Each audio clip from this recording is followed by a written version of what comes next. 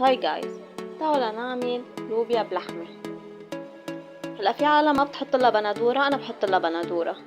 بدي نص كيلو لحمة راس عصفور، بدي راس ونص تقريبا بصل، بدي 5 رز بندورة، وكيلو ونص لوبيا. اول شي بنقطع اللوبيا بهيدي الطريقة، بنرجع بنقطع البندورة بهيدي الطريقة، وبنقطع راس ونص تقريبا بصل. زيد اول شي معلقتين زيت، وزيد عليهم البصلات وبقليهم كتير منيح.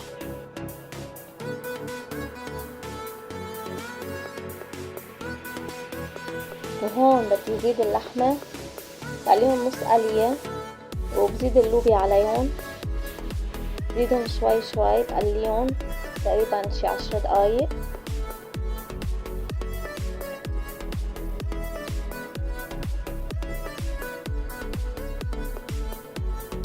برجع بزيد البندورة فوقهم، وبتركهم كمان شي 10 دقايق.